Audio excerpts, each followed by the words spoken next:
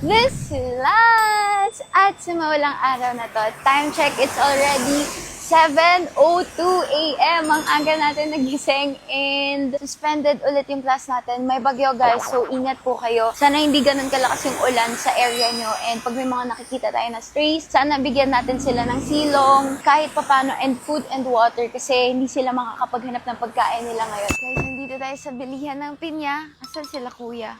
Tao po! Ate, magkano po sa pinya? Wala kayo yung tig-80 ate. Guys, mahal ang pinya ngayon. Mahal ang pinya. Pero favorite natin to. Let's go. Kahit isa lang. Yay! 250 dalawa. Let's go, guys. Thank you po. Ingat kayo, guys, kasi sobrang maulan. Buti na lang nahiram ko yung... Thank you po, kuya. Thank you po. Ay, ka, kuya. Thank you po. Opo. Lance po. Ayun, bumili tayo ng pinya, guys. Buti na lang nahiram ko sa kapatid ko yung sasakyan kasi meron tayong event na pupuntahan bukas. May launching tayo na pupuntahan bukas. So, abangan niyo yung launching. And meron din tayong live sa Orange app. Kaya abangan niyo yan, guys. Exactly 7 p.m. sa live natin. Tomorrow, manood kayo dahil etong mga brands na yan, tara! Bagsak presyo lahat ng mga yan. Nandito pa ako sa Indang ngayon.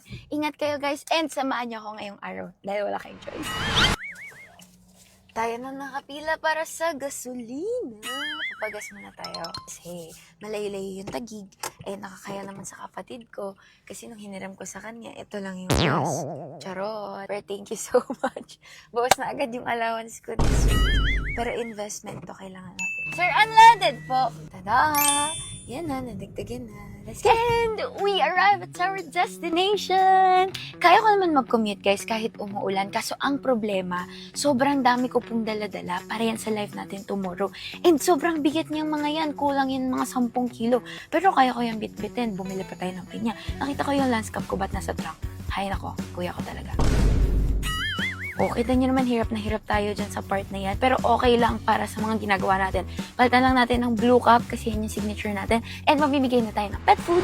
At nandito na tayo sa Taguig. Magtatanong tayo ng questions to random people. At kapag nasagot nila yun ng tama, meron silang Pets Up Meaty Chunks. Let's go! Hanap tayo. Nay, ano pong hayop ang natutulog ng bukas ang mata?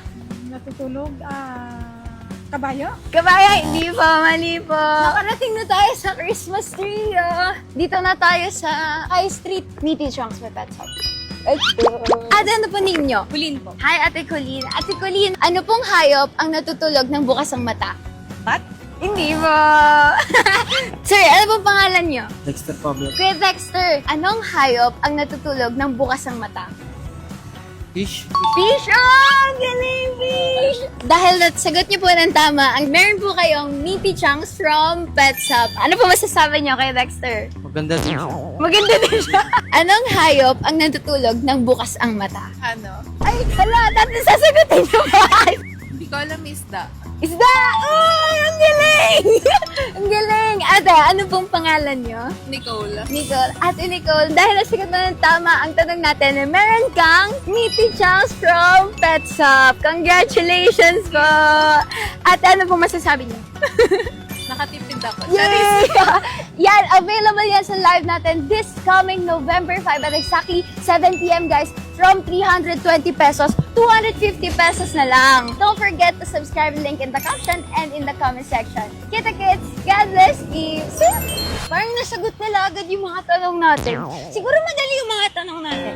Well, next time, nagagawa ulit tayo ng ganito, hihirapan na natin. Sana kapag nakasalubong kayo, nakafollow din kayo kay Lance. Ayun lang muna para sa araw na to. God bless you! Kain-kain muna tayo.